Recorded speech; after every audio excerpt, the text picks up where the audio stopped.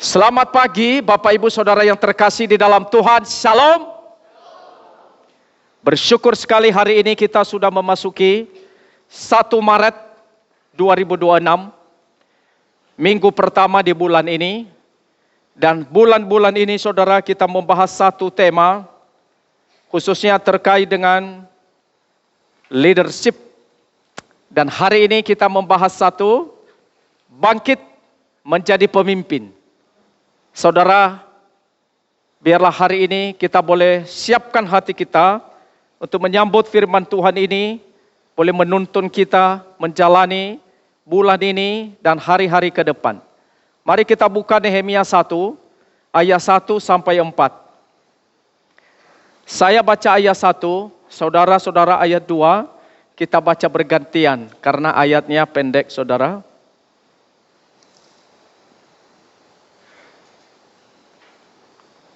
Silakan buka Alkitab masing-masing. Saya baca ayat 1, saudara baca ayat 2. Demikian firman Tuhan. Riwayat Nehemia bin Hakhalia, pada bulan Kisleu tahun ke-20, ketika aku ada di Puri Susan.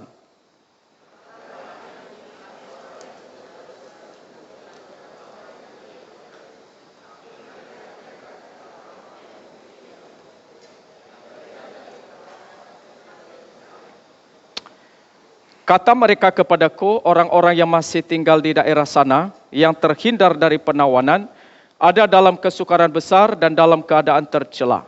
Tembok Yerusalem telah terbongkar dan pintu-pintu gerbangnya telah terbakar.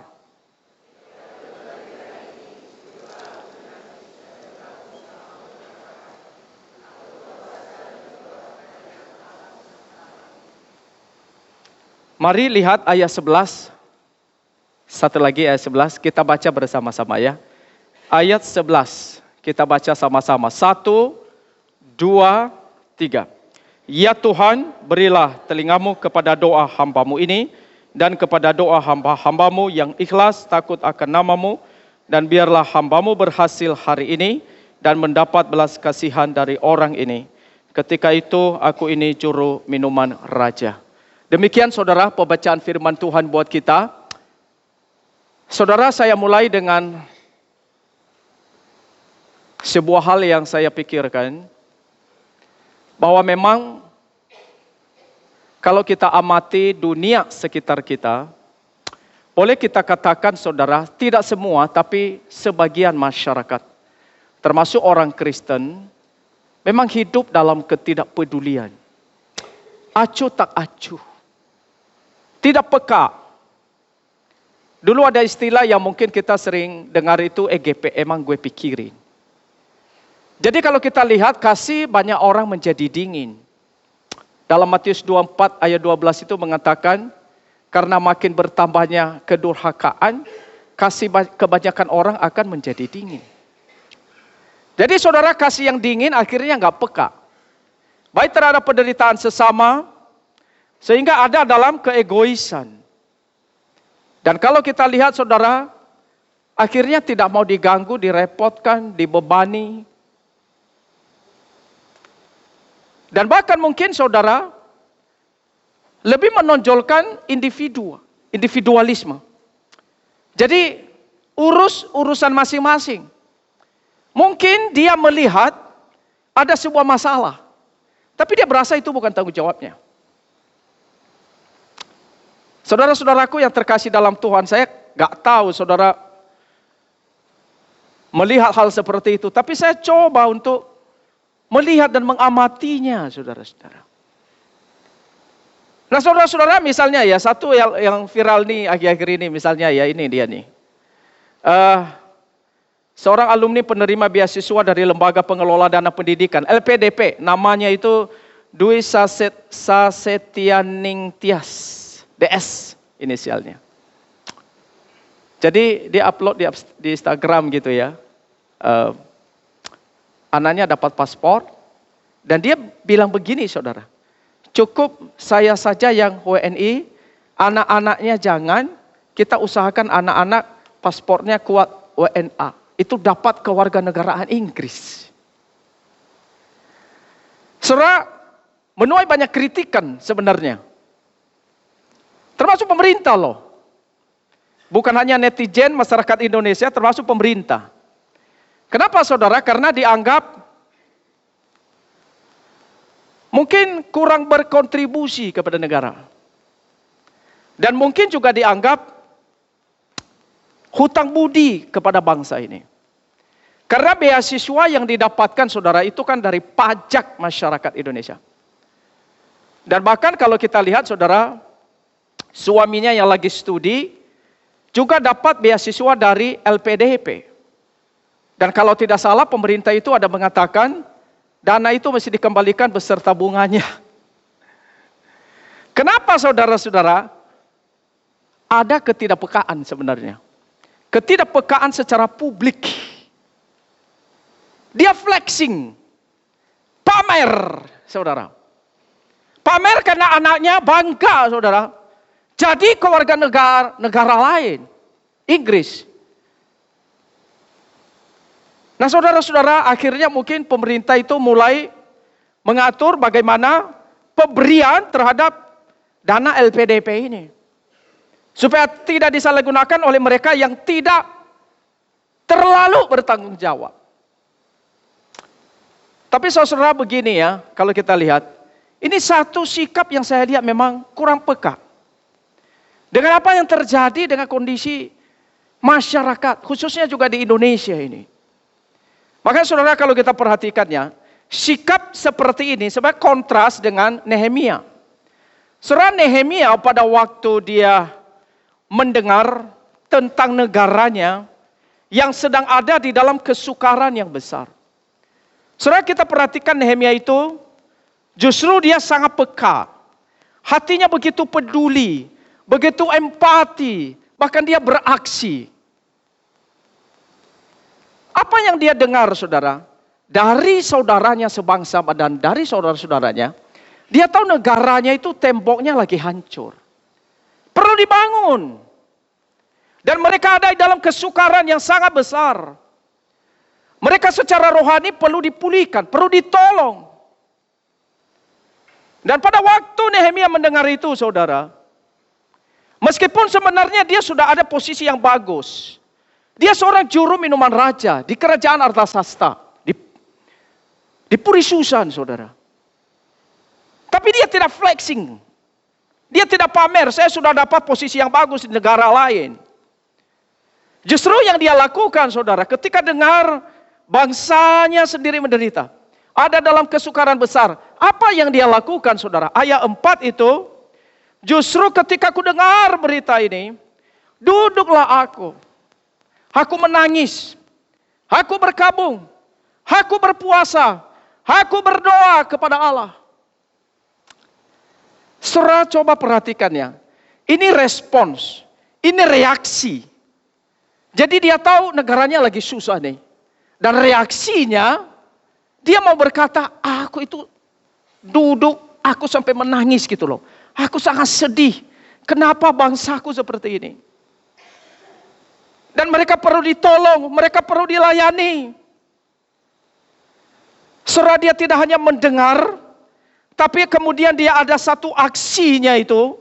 Dia kemudian duduk, dia menangis, bahkan dia berpuasa. Ini dia berpuasa bukan karena kesusahannya sendiri loh. Dia itu seorang juru minuman raja, udah punya posisi. Ini karena kesulitan orang lain. Karena kesukaran bangsanya. Karena mereka sangat butuh kekuatan, butuh pertolongan, butuh pemulihan. Tapi justru saudara yang dilakukannya, aku berpuasa. Bahkan beberapa hari. Dia berdoa kepada Allah. Dia membawa pergumulan ini ke hadapan Tuhan. Belum tentu kita orang Kristen mau melakukan itu untuk orang lain. Kita banyak berdoa, menangis mungkin untuk diri kita sendiri. Tapi pernahkah berpuasa untuk sebuah negara? Pernahkah doa berlutut berhari-hari? Ini bukan sejam, 2 jam, berhari-hari. Untuk negaranya, saudara. Tapi itu dilakukan oleh Nehemia ini loh, saudara. Saudara sebenarnya Nehemia itu bisa ambil satu sikap. Saya kan tidak di Yerusalem. Saya ada di Puri Susan. Saya sudah ada urusan. Itu bukan urusan saya, itu urusan mereka aja. yang ada di sana. Dia bisa bilang begitu loh saudara. Itu bukan urusan saya. Cuek. EGP emang gue pikirin. Dia bisa begitu. Lalu yang kedua saudara, dia juga bisa begini. Saya sudah punya tanggung jawab sendiri. Saya sudah punya tanggung jawab di kerajaan di mana saya bertugas. Biarkan mereka yang menyelesaikan kesusahannya mereka sendiri. Mereka yang ada di Yerusalem. Tapi heran saudara, Nehemia itu tidak melakukan itu. Yang dia pilih adalah menangis ketika mendengar berita itu. Dan bahkan dia ambil satu sikap saudara, dia berpuasa berhari-hari. Dia berdoa saudara-saudara. Saudara, dia tertunduk di hadapan Tuhan. Dan dia melakukan itu semua kalau kita perhatikan saudara, demi bangsanya. Demi keselamatan bangsanya. Demi agar mereka bisa dipulihkan. Maka dia mau bangkit.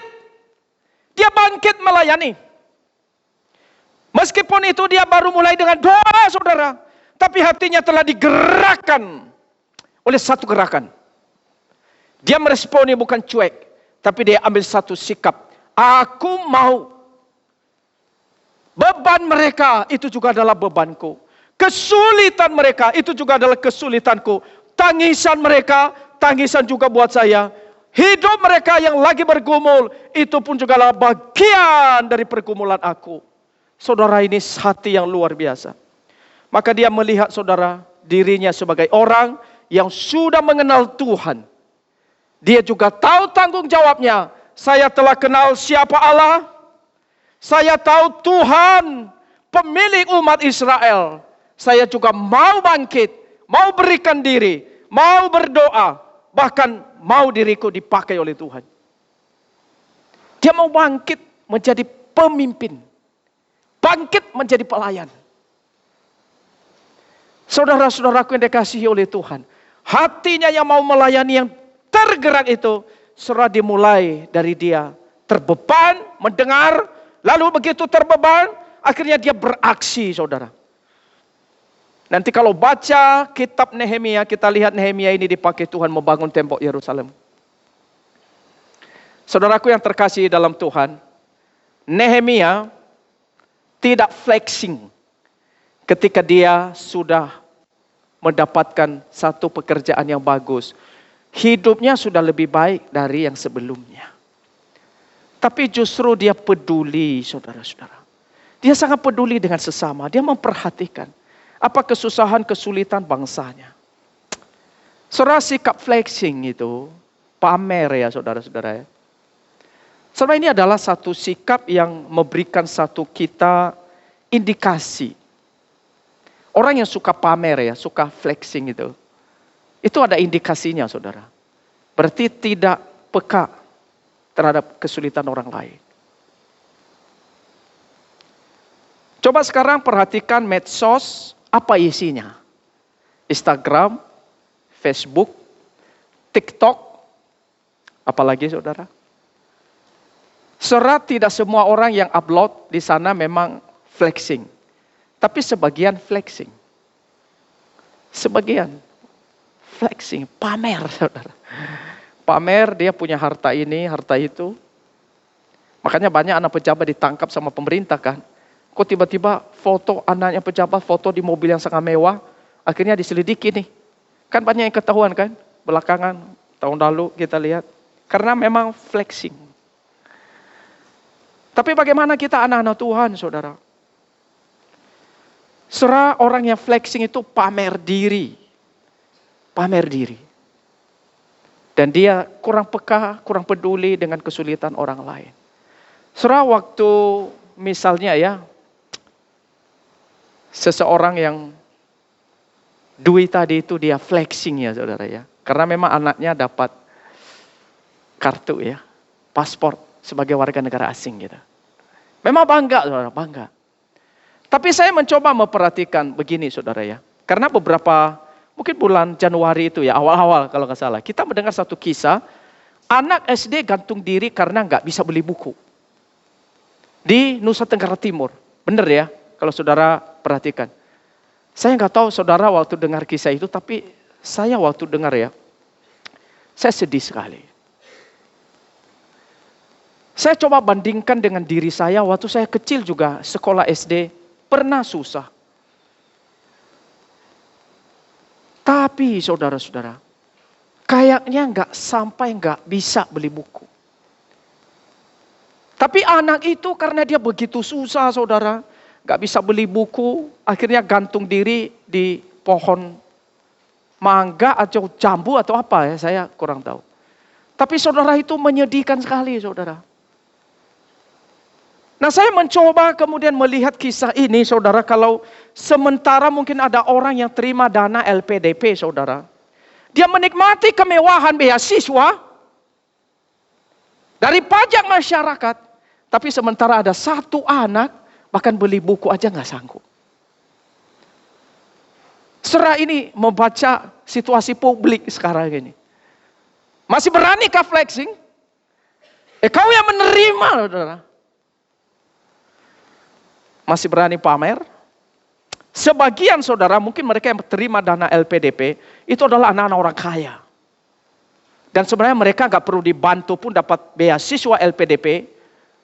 Mereka masih bisa kuliah di luar negeri dengan mewah.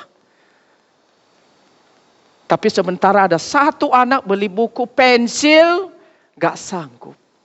Sampai akhirnya dia akhiri hidupnya. Saudaraku yang terkasih dalam Tuhan, sebagai orang percaya ya, apa reaksi kita? Ketika melihat situasi seperti itu. Masihkah hati kita itu saudara, ingin pamer? Makanya saudara-saudara, saya ingat satu bagian firman Tuhan yang sangat penting. Saya harap ayat ini jadi hafalan buat kita. Mari kita baca bersama-sama. Mikha 6 ayat 8. 1, 2, 3. Hai manusia, telah diberitahukan kepadamu apa yang baik. Dan apakah yang dituntut Tuhan daripadamu. Selain berlaku adil, mencintai kesetiaan, dan hidup dengan rendah hati di hadapan Tuhan. Sekali lagi. Hai manusia, telah diberitahukan kepadamu apa yang baik. Dan apakah yang dituntut Tuhan daripadamu. Selain berlaku adil, mencintai kesetiaan, dan hidup dengan rendah hati di hadapan Allahmu. Saya harap setiap kita hafalkan ayat ini. Ini satu ayat yang sangat penting. Karena dari ayat ini saudara, kita tahu apa yang dituntut oleh Tuhan dari manusia. Tuhan berkata, hai manusia, hai seluruh umat manusia, telah diberitahukan kepada engkau apa yang dituntut oleh Tuhan daripadamu. Saudara, yang dituntut Tuhan dari engkau ada 3 hal. Engkau harus berlaku adil. Engkau harus cintai kesetiaan. Dan engkau harus rendah hati di hadapan Tuhan. Ini yang dituntut oleh Tuhan dari umat manusia. Dari setiap kita saudara. Siapapun, apalagi kita yang sudah mengenal Tuhan ini saudara. Tuhan ingin kita berlaku adil.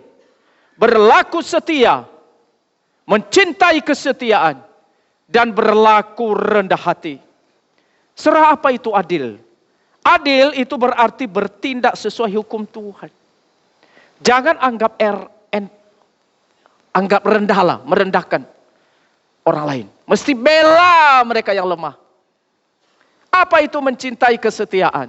Bukan hanya saja sungguh-sungguh punya hati yang setia, kesetiaan, loyalitas. Tapi mempunyai hati yang penuh dengan belas kasihan.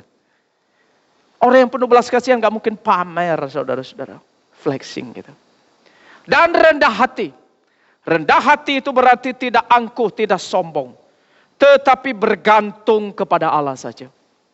Maka orang yang flexing saudara, gak mungkin dia rendah hati. Karena dia sedang memamerkan dirinya sendiri. Itu bukan buah dari kerendahan hati.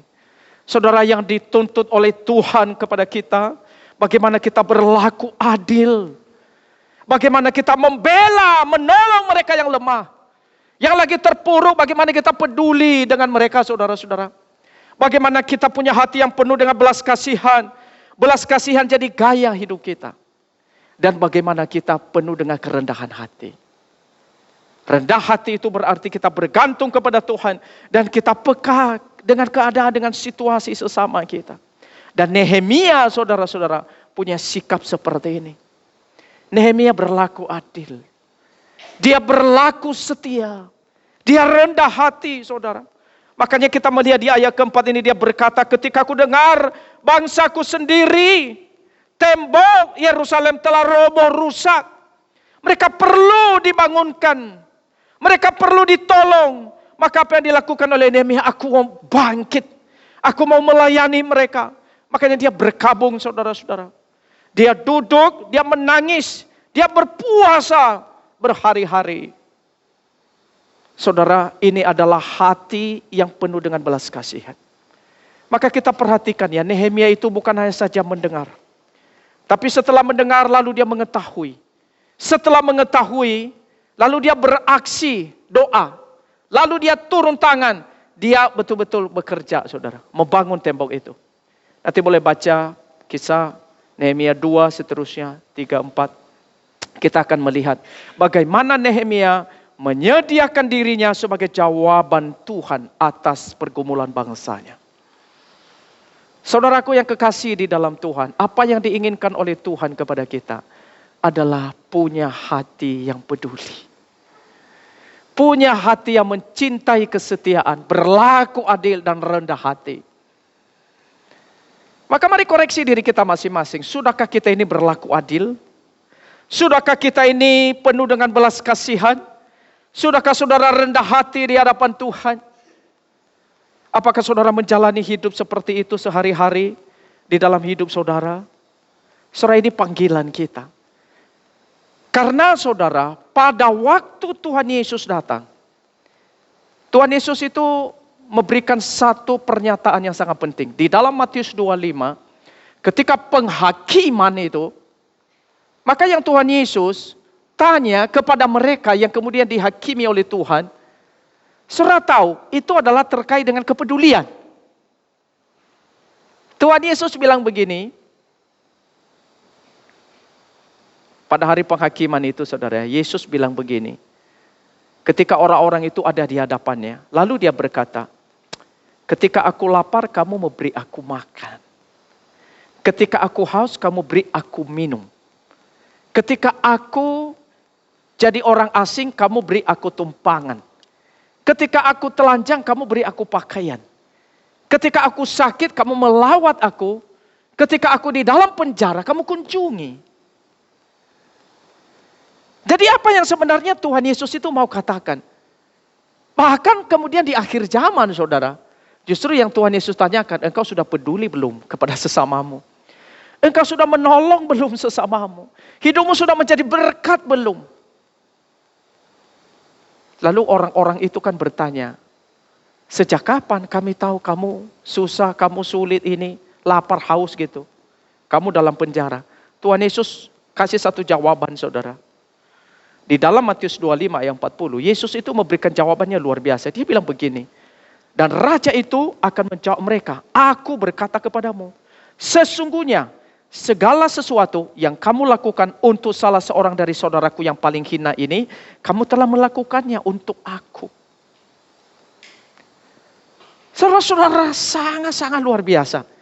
Ternyata waktu kita menolong orang lain yang lagi dalam kesusahan, kita sedang melakukan untuk Tuhan. Kau mungkin gak pernah lihat Tuhan Yesus langsung sedang dalam penjara, sedang lapar, sedang haus.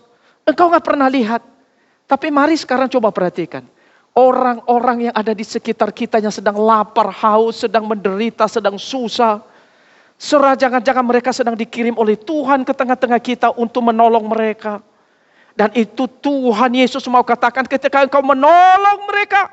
Ketika engkau ulurkan tanganmu bantu mereka. Saudara, Yesus mau katakan, engkau sedang melakukannya untuk aku. Saudara, saya waktu melihat ini, satu hal yang perlu kita merenungkan sebagai umat Tuhan hari ini. Terkadang mungkin kita berpikir saya sudah jadi anak Tuhan. Tapi pertanyaannya sejauh mana engkau telah peka dan peduli. Engkau bangkit, engkau rela melayani. Saudara-saudara yang terkasih di dalam Tuhan. Kalau kita lihat apa artinya menjadi pemimpin. Menjadi pemimpin, saudara. itu berarti bangkit menjadi pemimpin ya. Itu berarti saudara, menjadi pemimpin itu berarti memberikan satu nilai tambah kepada orang lain. Hidup jadi berkat buat sesama. Bukan berarti kita harus jadi pemimpin berdiri di depan, ada di mimbar, enggak selalu saudara. Bangkit menjadi pemimpin itu menjadi pelayan. Dan waktu kita melayani Tuhan, saudara, Tuhan tidak pernah menuntut yang tidak bisa kita lakukan. Tuhan gak menuntut yang tak mampu kita kerjakan, saudara. Tapi apa yang kita punya itu kita bisa pakai melayani Tuhan. Makanya kalau saudara perhatikan, ada anak yang berikan 5 roti 2 ikan kepada Tuhan. Saudara, banyak orang, mereka kelaparan. Sudah malam, Tuhan Yesus bilang bagaimana kita beri mereka makan. Muncul satu anak. Anak itu tidak diketahui namanya sampai hari ini. Apakah ada yang tahu namanya, saudara? Di Alkitab nggak dicatat. Ada yang bilang namanya Roti Boy. Karena dia bawa roti. Tetapi saudara-saudara, dia hanya punya 5 roti 2 ikan. Tapi dia ketika berikan ke Tuhan, saudara, 5 roti 2 ikan diubah oleh Tuhan. Memberi makan 5.000 bahkan 10.000-an orang. Dan sisanya masih banyak. Ketika dikumpulkan, berapa bakul? Banyak.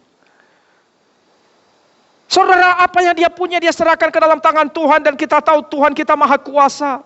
Dia bisa ubah hal yang kecil pun dipakai untuk memberkati banyak orang. Maka jika engkau mungkin berkata hari ini saya enggak punya apa-apa. Apa yang aku bisa berikan kepada Tuhan? Saudara, Tuhan tidak menuntut apa yang tidak engkau punya. Tapi Tuhan meminta apa yang engkau punya hari ini. Kalau engkau persembahkan kepada Tuhan, Tuhan bisa pakai sehingga hidupmu jadi berkat buat orang lain. Saya enggak tahu apa yang saudara punya hari ini. Mungkin engkau berkata aku enggak punya harta yang banyak. Tapi engkau masih punya kaki. Engkau masih punya tangan. Engkau masih punya pikiran. Engkau bisa persembahkan itu kepada Tuhan. Engkau bisa menjadi pendoa syafaat di gereja ini. Engkau bisa hadir setiap hari Rabu berdoa bersama saudara seiman. Engkau bisa menjadi pendoa syafaat setiap hari. Dan mungkin ketika engkau diberkati Tuhan, engkau bisa mempersembahkan lebih karena engkau telah diberkati. Dan engkau bisa berikan itu untuk melayani Tuhan. Saudara-saudara, apa yang kita lakukan? Tuhan berkata, apa yang kau perbuat dari salah seorang di antara mereka, itu telah engkau lakukan buat aku. Saudara-saudara yang terkasih dalam Tuhan, inilah panggilan Tuhan buat kita. Hidup peduli. Hidup menjadi berkat. Bangkit menjadi pemimpin. Maka saudara, kalau kita perhatikan ya, Nehemia ketika dia mendengar, dia mengetahui apa yang terjadi, dia beraksi dalam doa, lalu dia menyediakan dirinya, bahkan menjadi jawaban. Dia menjadi pemimpin, membangun tembok Yerusalem. Nah, waktu saya coba bandingkan kisah Nehemia ini dengan kisah Tuhan Yesus, saudara, saya melihat ada hal yang menarik dari yang Tuhan Yesus katakan di dalam Matius, saudara ya. Matius 9 ayat 35 sampai 38. Di sana Tuhan Yesus itu dia melihat, lalu dia tergerak, lalu dia bertindak. Karena Tuhan Yesus di dalam bagian sana kalau kita lihat, dia berkeliling dari kota ke kota, ke desa ke desa. Dia mengelilingi saudara ya, bukannya di kota, di desa. Waktu itu kan gak ada kendaraan ya saudara ya, susah sekali. Tapi Tuhan Yesus rela, bersedia direpotkan, dibebani, diganggu. Dia bersedia melakukan pelayanan itu. Dia mengajar di dalam rumah-rumah ibadat. Lalu kemudian kita lihat Tuhan Yesus di sana juga bahkan dia beritakan Injil kerajaan Allah. Dia menyembuhkan banyak orang. Dia melihat orang-orang yang sakit itu, saudara. Dan dia menolong dalam segala kelemahan dan sakit penyakit mereka. Tapi waktu dia melihat orang banyak, ayat 36. Melihat orang banyak itu, tergeraklah hati Yesus oleh belas kasihan kepada mereka. Karena mereka lelah dan terlantar seperti domba yang tidak bergembala. Saudara, ketika Yesus melihat orang banyak, apa yang dilakukannya, saudara? Hatinya tergerak. Digerakkan oleh belas kasihan. Dan dia lihat mereka begitu lelah, terlantar, bagaikan domba yang tidak bergembala. Saudara, hati yang tergerak, itu berarti ini adalah ada dorongan Bukan hanya sekedar ada rasa kasihan, bukan saudara. Tapi ini adalah kasih yang lahir dari kedalaman hati. Dan ini mendorong satu tindakan yang nyata. Yesus melihat, lalu dia tergerak, lalu dia bertindak. Nehemia ketika mendengar, dia mengetahui. Setelah dia mengetahui, dia beraksi dalam doa. Bahkan dia turun tangan membangun tembok Yerusalem. Saudara, kita melihat di sini apa yang dikerjakan oleh Nehemia. Saudara, itu seperti hati Kristus. Hati Kristus, hati yang penuh belas kasihan. Hati Kristus, hati yang mau melayani. Hati Kristus adalah hati yang peduli kepada mereka. Siapa mereka, saudara? Di sini dikatakan mereka lelah, terlantar, seperti domba tidak bergembala. Saudara, mereka dikatakan itu lelah ya saudara ya. Itu lelah, itu orang-orang yang tertindas secara batin. Tertindas secara batin. Apa artinya tertindas secara batin? Orang-orang yang punya beban kesulitan di dalam hati. Terkadang banyak orang yang nggak ngomong sama kita mungkin, tapi hatinya itu kadang berubah, tertindas. Ada yang terlantar, tidak terurus secara rohani. Saya pernah pelayanan di komisi remaja ya saudara, 10 tahun. Salah satu pengalaman saya saudara, di komisi remaja, itu ketika saya melihat anak-anak remaja, umumnya anak-anak remaja kan happy ya. Ini banyak anak-anak remaja sini kan, happy. Dia, wah gerak sini, lari solo, lari situ kan, gerak. Tapi saya pernah menemukan, sampai ada anak remaja, tiba-tiba ikut komisi remaja diam. Gak ada senyum. Wajahnya berubah.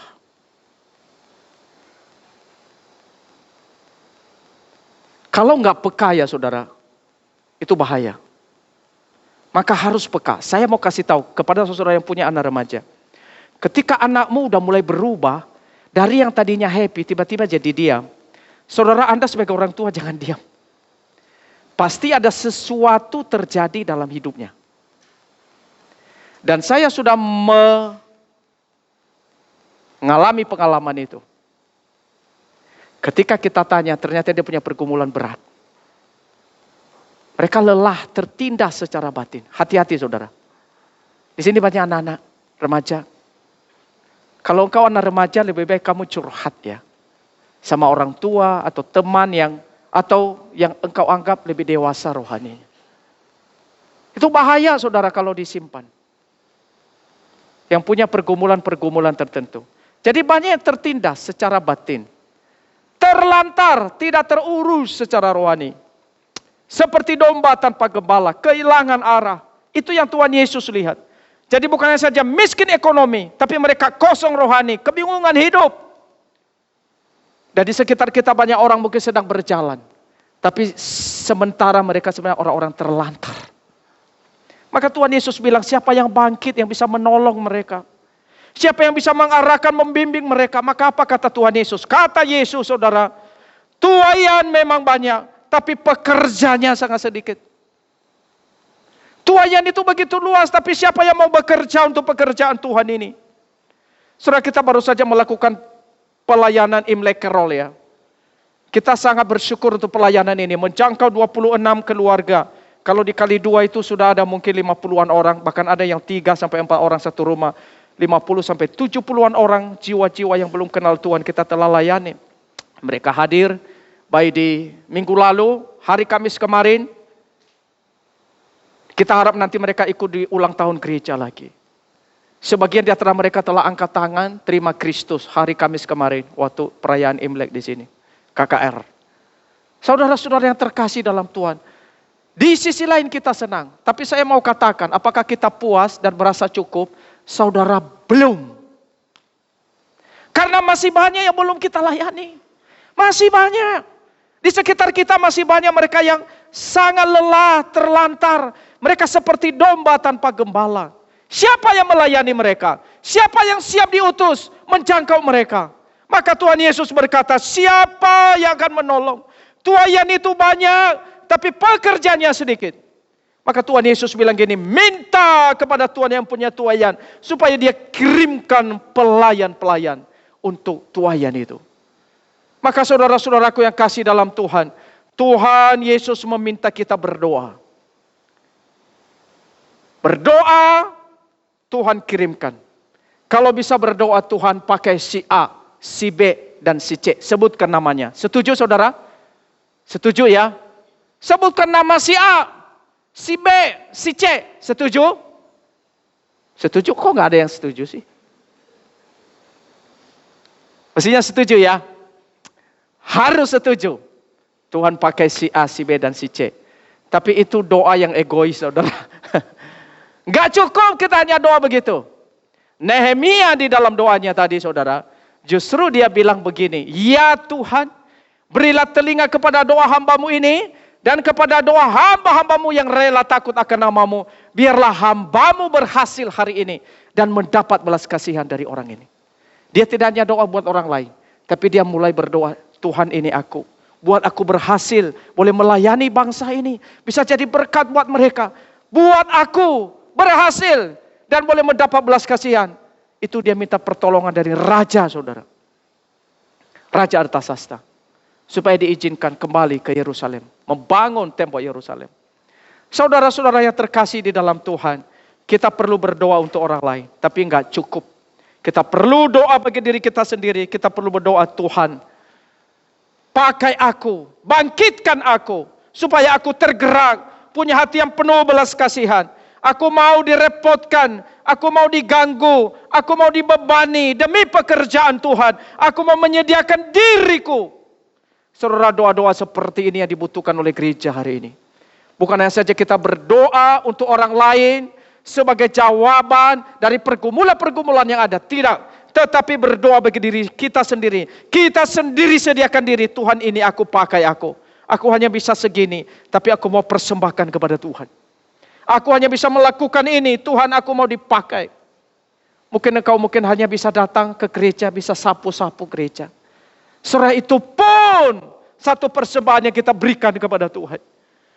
Saudara-saudaraku yang terkasih dalam Tuhan, sebagai anak-anak Tuhan, Kristus telah mengasihi kita. Maka mari kita menyediakan diri untuk dipakai oleh Tuhan. Hari ini saudara, gereja Tuhan membutuhkan Nehemia yang baru. Yang bekerja di dalam pekerjaan Tuhan ini. Yang mau berkata, Tuhan ini aku, utuslah aku. Membutuhkan Nehemia yang baru. Yang bersedia memberikan dirinya sebagai jawaban. Di dalam setiap doa dan pergumulan dalam pekerjaan Tuhan. Dalam gereja, dalam pekerjaan, dalam masyarakat. Saudara, maka engkau berkata hari ini kepada Tuhan, Tuhan ini aku. Aku bersedia diganggu. Aku bersedia direpotkan. Aku bersedia dibebani demi pekerjaan Tuhan. Aku mau bangkit. Aku mau melayani Tuhan. Aku bersedia berbagian di dalam pekerjaan Tuhan. Saudara-saudara, kami berharap kita yang mendengarkan firman Tuhan hari ini boleh belajar dari teladan Kristus ketika melihat mereka yang terlantar berbeban berat. Justru hati Yesus digerakkan oleh belas kasihan.